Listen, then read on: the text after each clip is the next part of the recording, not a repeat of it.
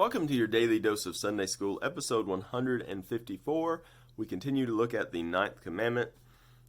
You shall not bear false witness against your neighbor. Using question 78 of the Westminster Shorter Catechism, what is forbidden in the ninth commandment? The ninth commandment forbids whatsoever is prejudicial, that means detrimental, harmful to truth, or injurious, that also means harmful, to our own or our neighbor's good name.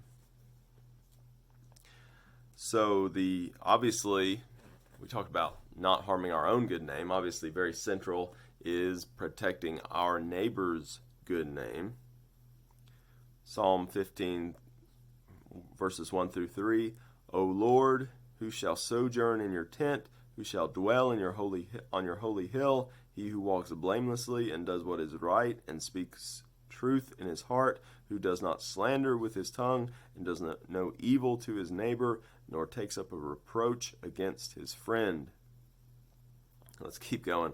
In whose eyes a vile person is despised, but who honors those who fear Yahweh, who swears to his own hurt and does not change. So, we're to protect our neighbor's reputation. We should be very careful about accusing people of sin, especially when we're talking about them to other people. Okay, I'm getting convicted as I tell you about this because this is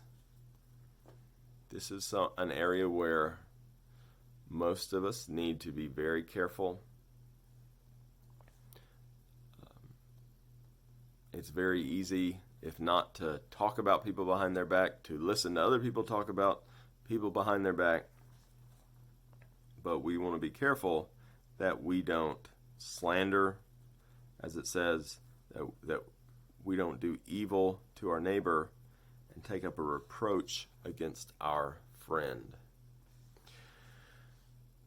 Instead, Leviticus 19, we've looked at this before many times, Leviticus 19:17 through 19, you shall not hate your brother in your heart, but you shall reason frankly with your neighbor, lest you incur sin because of him. You shall not take vengeance or bear a grudge against the sons of your own people, but you shall love your neighbor as yourself. I am Yahweh. So, you may not talk bad about your neighbor behind their back.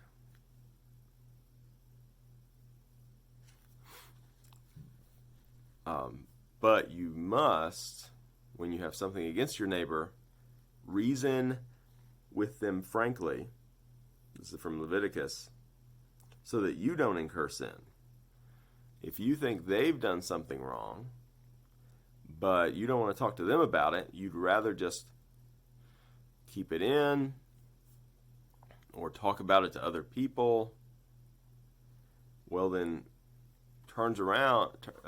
things turn around and you realize that they were in the right and you were in the wrong, and then you've sinned by talking about them behind their back, and you have incurred sin because you could have talked to them about their actions and tried to understand. That's the reason, frankly.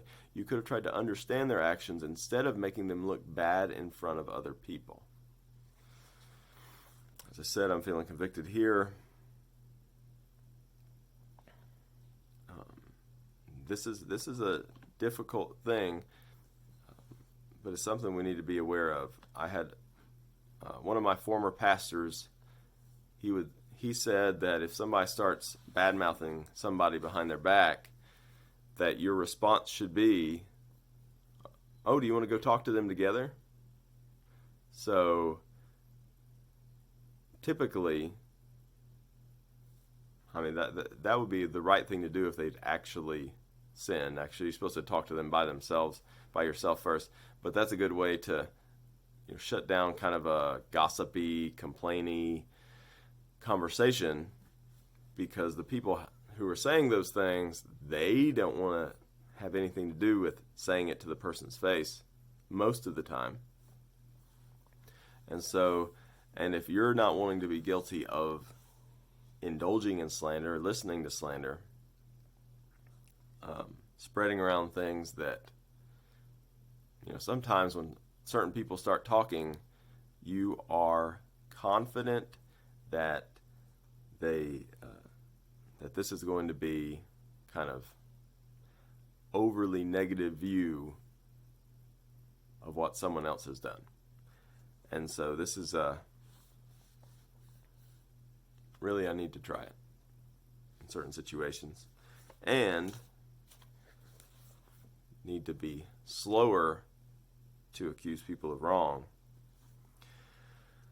We want to follow Christ on this, who obviously there were times when he did accuse people of wrong, and he's in a better position to do that because he is sinless and he sees through all our deception.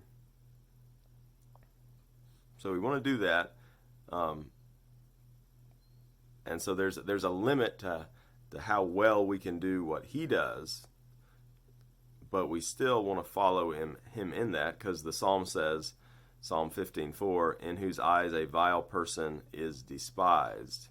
So, for me to say that, Cecily Richardson, the president of Planned Parenthood, is a vicious murderer is not a slander at all. And I don't have to go talk to her about that,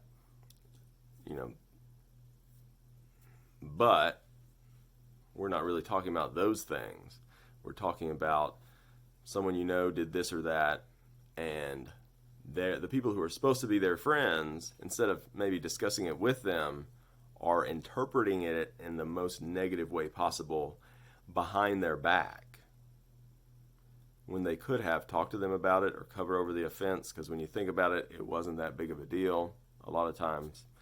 So we want to be careful to protect our neighbor's good name.